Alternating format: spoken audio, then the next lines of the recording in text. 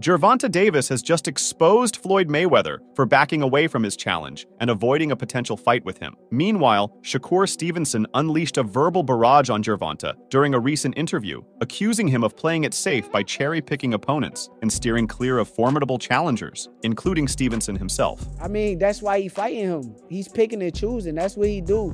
Tank take the least risk. Shakur Stevenson conveyed to Say Cheese his belief that Gervonta had selected Frank Martin to defend his WBA regular lightweight title against because he's a sure-thing win for him. Stevenson explained that Davis tends to pick and choose his opponents to minimize risk, which was his rationale behind the matchup. Stevenson, the reigning WBC lightweight champion, boldly asserts that had Tank Davis been more inclined towards taking risks, he would have undoubtedly squared off against Edwin de los Santos, his recent opponent, for their June 15th bout instead of opting for Frank Martin. According to Stevenson, Martin's withdrawal from their scheduled match indicates a lack of genuine commitment to facing him in the ring. Shakur finds himself stewing in frustration over WBA regular lightweight champion Tank Davis's reluctance to step into the ring with him. If Tank was really a risky this person he claimed to be, he would have fought Edwin de los Santos. Why not fight the that actually fought me instead of the that pulled out from fighting me?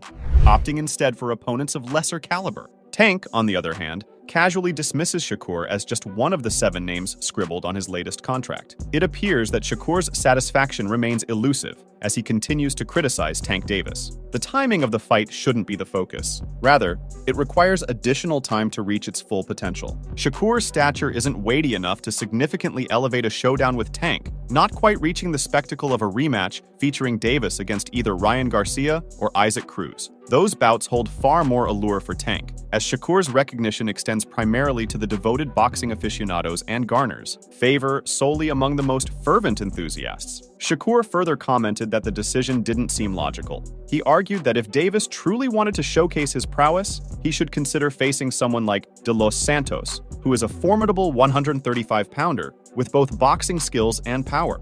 Shakur suggested that defeating de los Santos would earn Davis significant credit, questioning why he wouldn't opt for such a challenging opponent. That don't even add up. It don't even make sense, bro. If you really like that, you see that this big 135-pounder, he got boxing skills and power, you will get credit for beating him. Why not fight him?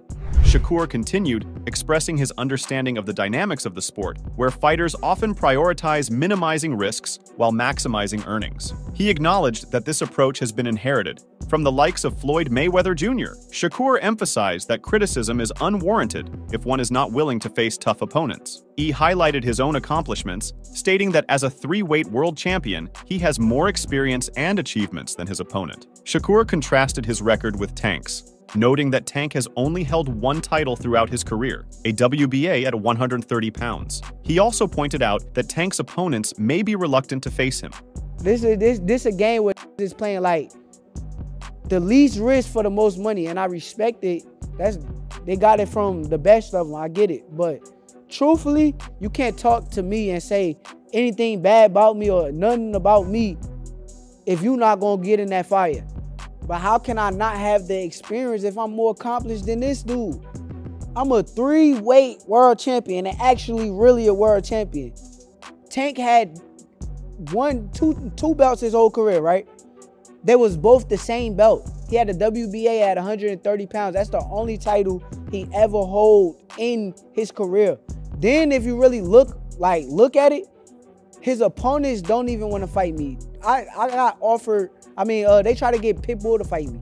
On the other hand, in a recent discussion on Cigar Talks with Najee, Gervonta Davis didn't hold back when assessing his potential opponent, Shakur Stevenson. Known for his direct manner, Tank openly critiqued Stevenson's defensive prowess and cast doubt on the potency of his punching ability. When asked about the level of challenge Stevenson might pose, Davis swiftly dismissed the notion, pointing to Stevenson's lack of significant achievements. Davis initiated the conversation by examining Stevenson's defensive skills, suggesting that they were lacking in terms of agility and finesse required to effectively dodge punches. He challenged anyone to present evidence of Stevenson slipping punches, implying a deficiency in Stevenson's defensive repertoire. Davis also questioned Stevenson's propensity to retreat during fights, implying a lack of confidence in engaging in close-range combat. How? Show me something that he did spectacular. Show me something that he did outrageous. Show me. Right, his power not outrageous. Okay. What defense? You don't think he got defense? Expanding on his evaluation, Davis shifted his focus to Stevenson's offensive capabilities, asserting that they lack diversity and creativity. He contended that Stevenson's offensive maneuvers are easily foreseeable and repetitive, rendering it simple for adversaries to predict and counter his assaults. Davis encouraged viewers to analyze Stevenson's previous matches, expressing confidence that they would find minimal evidence of dynamic offensive tactics. Tank's candid appraisal of Stevenson's skills showcases his assurance as he prepares for a potential confrontation. Renowned for his outspoken nature and unshakable self-assurance, Davis remains undeterred by the prospect of squaring off against Stevenson in the ring. Instead, he appears resolute in his intention to capitalize on what he perceives as shortcomings in Stevenson's approach, confident in his own abilities and strategy to secure victory. You never see him slip no punch. You never see him slip no punch. Go look at it. You see him back up from a lot of people. Back up, move around, move around. He don't got no technique. And his offense is the same thing. If go look at his fights. So you I feel probably like put him on easy game. Hold on, but you feel like it's easy work though. You like. Come on, bro. Yeah. Bro, I touched him with 16-ounce gloves on, and he ran. Imagine if I hit him with 8 ounces. The guy is here too. Who? What guy? The one that was there? No, the one that he sparred. Oh, I mean, the one that he fought. Nevertheless, Shakur Stevenson took offense to these comments. He suggested that Davis could face a startling revelation should they meet in the ring. He wrote, "Overlooking me. He's gonna be in for a rude awakening come fight night. Their ongoing exchanges on social media have turned into a regular spectacle, and Stevenson's eagerness to confront Davis is widely known in the boxing community. Yet, the question persists, will this highly anticipated showdown ever materialize?" Clues from the president of Top Rank provide a glimpse. Boxing Scene inquired of Todd DeBoeuf whether he envisioned Tank and Stevenson on a collision course. Todd said, "I hope so. I think it makes sense. It seems reasonable to me." Moreover, Bob Arum holds the belief that Stevenson has the capability to overcome Davis. So, what's causing the delay? Ultimately, it's Davis who will have the final say. Being the pay-per-view star, Tank holds significant leverage. Stevenson disclosed on the $1 Million Worth of Game podcast that he couldn't extend any offers to Davis due to this power dynamic. He mentioned, "Who am I to throw an offer? To the biggest star in boxing? What am I going to offer him? It doesn't make sense." That would have to be on their part, on their team, to want to do that. In the midst of it all, Tanks is gearing up for his return to the ring against Frank Martin. Ryan Garcia, Davis's previous adversary known for his controversial antics, has boldly wagered a 7-figure sum on Davis to defeat the undefeated Martin in under 7 rounds. The question on everyone's mind, what's the motive behind Garcia's unexpected bet? Fans were surprised that Garcia, who had nothing against Martin, sided with Davis. Garcia responded with a swift wager, taking the situation to X. He said, "I will bet $1 million that Gervonta will KO Frank Martin within 7 rounds. I love Frank, but the truth is the truth. And he is from Team Errol, and I'm about to fight Errol Spence if he accepts the contract." Garcia made a bold statement, expressing admiration for Martin's craftsmanship, but placing his wager on Davis for the upcoming non-title match. Having experienced firsthand the formidable prowess and sheer force of Davis during their clash in April 2023, Garcia's faith in Davis's abilities is unwavering. Meanwhile, Tank is prepared for a rematch with The Flash, while Garcia feuds with Errol Spence Jr. But he suffers from a very particular ailment. Since Garcia's defeat to Davis last April, the boxing world has been a whirlwind of drama and surprises. King Rai shook the ring with a majority decision victory over Devin Haney, dropping him thrice and leaving spectators in awe. However, his triumph was tainted when he tested positive for PEDs, sparking controversies that extended beyond the ropes. From heated exchanges with Conor McGregor and Sean O'Malley to social media beef with unexpected contenders like Drake, King Rai even dared to call out the rap icon himself. He is undoubtedly still hoping for a rematch with Davis, though. Even though Davis already has a matchup with Frank Martin on June 15th, the champion stated on Cigar Talk that he would like to face Garcia again. Davis presented his condition, dismantling Garcia's conditioning to fight at a catchweight of 145 pounds. He declared, "He's not even at 145. That's not even a weight. Why can't it be 140? Yeah, I'll fight Ryan." To put it plainly, Davis will only give Garcia another shot if he can maintain his weight at 140 pounds. But can Garcia handle it, in particular, with everything going around? In a remarkable comeback, Vasyl Lomachenko reasserted his dominance in the lightweight division, securing a thrilling 11th round knockout victory over George Kambosos. This victory not only earned Lomachenko the vacant IBF World Lightweight title, but also solidified his return to the pinnacle of the sport's elite ranks. The Ukrainian pugilist now finds himself in talks for a potential showdown against Gervonta Davis. Given that Davis is a PBC employee and Lomachenko represents Top Rank, any meeting between the two is unlikely due to their disparate promotional strategies. However, Davis took to social media platform X to express his desire for a showdown with Lomachenko, reaffirming his stance following the announcement of his upcoming title defense against Frank Martin. The decision to address this arose after a follower questioned Davis's willingness to face Lomachenko in a post. Lomachenko after Frank, "Let me get Frank first," Davis responded. Following the bout, Lomachenko was notified by ESPN of Davis's since-deleted post. The freshly minted IBF title holder serenely declared his commitment to facing challenges head-on, affirming his readiness to consider a unification bout with Davis after a well-deserved break following his victorious campaign in Australia.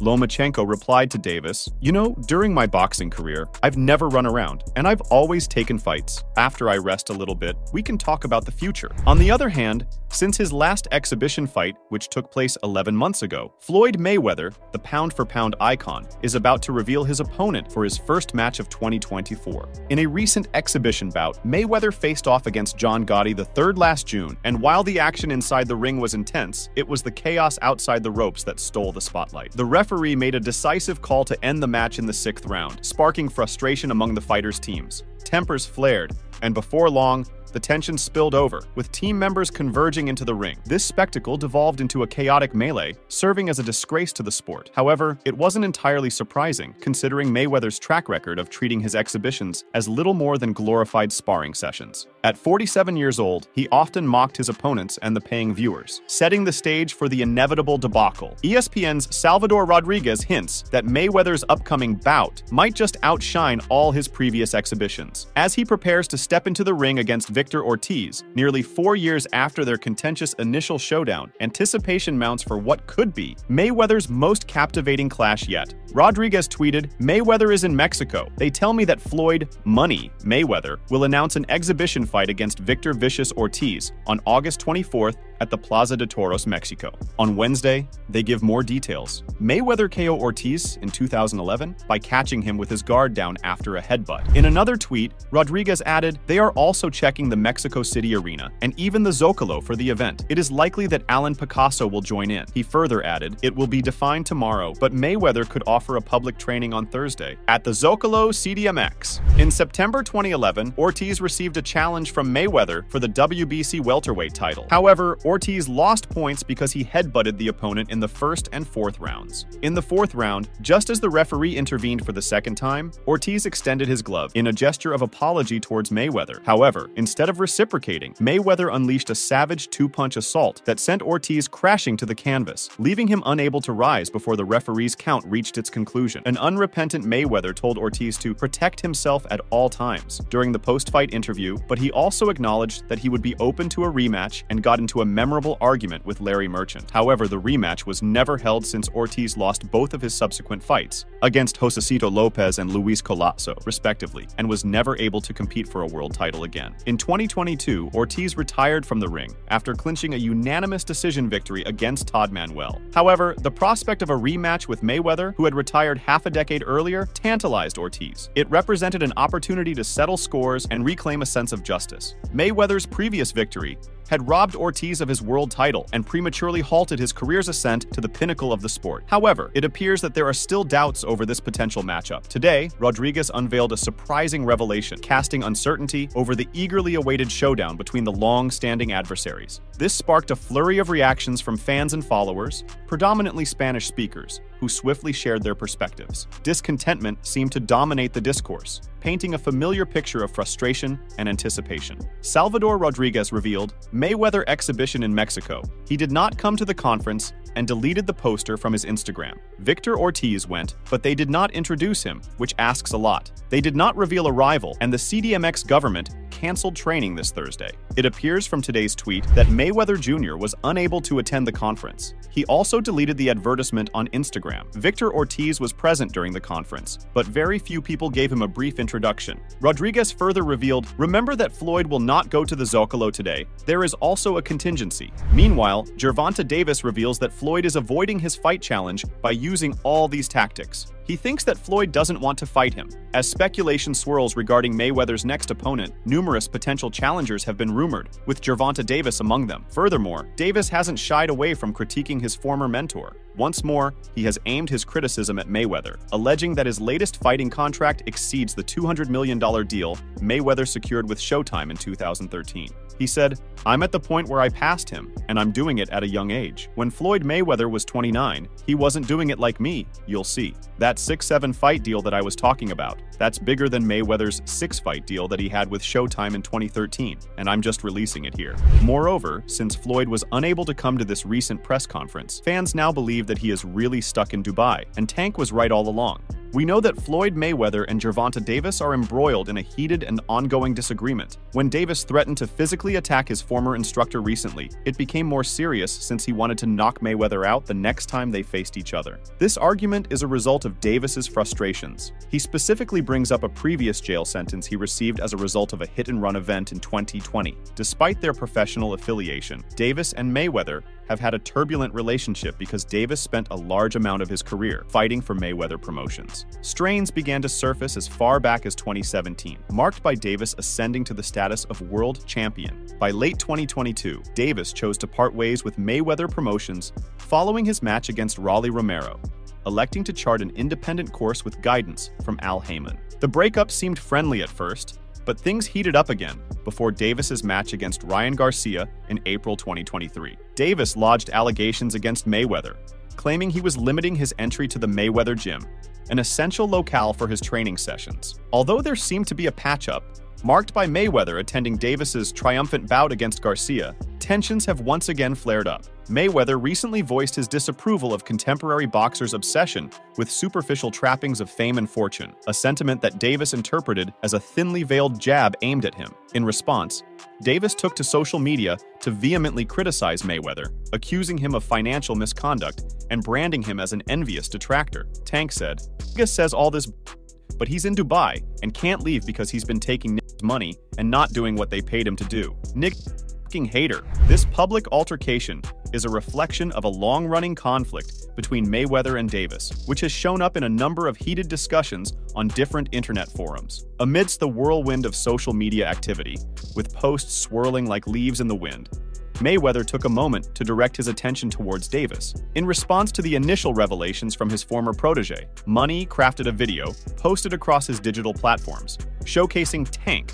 displaying his dance moves. Mayweather captioned the video with, "We always knew he had sugar in his tank," subtly alluding to Davis's sexuality. As the rivalry between the two fighters intensifies, the specifics of Mayweather's detention in Dubai are bound to surface eventually. Despite ongoing tensions, Tank has intensified the verbal sparring with the undefeated boxer, escalating the conflict with threats of physical altercations. Now, an unexpected figure has entered the fray. In the midst of their enduring conflict, Tank even went as far as issuing a threat to put Floyd down for the count, further heightening the simmering tensions between them. The latest twist in their ongoing rivalry saw the outspoken UFC icon Chael Sonnen extending a hand to rescue Floyd Mayweather from the Gulf nation. 2 years have elapsed since Gervonta Davis parted ways with Mayweather Promotions, citing mismanagement of his career. While tensions seem to have cooled, a recent video from Mayweather reignited the flames. Through subtle jabs, the undefeated fighter positioned himself as the embodiment of dedication, suggesting that other boxers prioritize appearances over hard work, contrasting with his own relentless dedication during his youth. Tank perceived this as a direct attack on his character and responded with a fervent rebuttal. Sharing his former trainer's rant on Instagram, the boxer voiced his perspective, labeling the GOAT contender as a hater and asserting that Mayweather's stay in Dubai was not by choice, despite receiving compensation due to unfulfilled commitments. This prompted UFC commentator and Mayweather critic Chael Sonnen to join the debate. Sonnen said, "Floyd's broke. You've got to understand, the only thing more embellished than Floyd Mayweather's pay-per-view numbers is Floyd Mayweather's net worth, and he made a lot of money. But remember this, it does not matter what you made. It matters what you kept. And he is a dum-dum. Look, he's just not a very bright guy. He's surrounded by even less bright guys. However, the situation could escalate if Davis's claims are validated this time. It's important to note that Davis has consistently alleged Mayweather's restricted freedom in Dubai. Yet, beyond Davis and rapper 50 Cent's assertions, there's a lack of substantial evidence to corroborate this claim. Interestingly, despite the controversy, 50 Cent has extended a helping hand to Mayweather. During 50 Cent's support of Mayweather in his bout against Conor McGregor in 2017, his steadfast backing was evident. The rapper even engaged in verbal sparring with the former UFC double champion, asserting his capability to handle him in a street fight. However, over time, their friendship reportedly soured, purportedly due to Floyd's alleged debts to the musician. 50 Cent wrote, "Oh nah, this is real. Gervonta would not say no like that if it wasn't official. Me and Champ are beefing, but he is my brother. I got some money if he needs it." Meanwhile, UFC analyst Chael Sonnen suggests it might all be a significant, albeit unusual, misunderstanding. Sonnen confidently expressed his viewpoint on his YouTube channel. "I looked into it again and again, and it appears that Floyd is being held in Dubai." Floyd held an event in Dubai. Floyd did not pay the athletes in Dubai. They do not take debt as a forgiving measure. I don't remember Floyd putting on a show over there. I don't remember Floyd putting on an event. This led Sonnen to his interpretation of what transpired. The UFC legend hypothesized that Mayweather's team, the Money Team, received payment from the Sports Authority of Dubai. They then engaged in a process known as conversion, wherein they transformed the authorities' funds into their own. Sonnen suggested that the Money Team inadvertently laundered the money, as they were unaware that it was intended for a legitimate event. He added, "If Floyd did not do that, I wouldn't want him to be held. And if the number is $18 million that he was paid, that was supposed to go this way, but the Money Team converted that money. This is because money laundering has always been easiest to do through fighting." Make sure to check out some of our other videos on the screen if you enjoyed this one.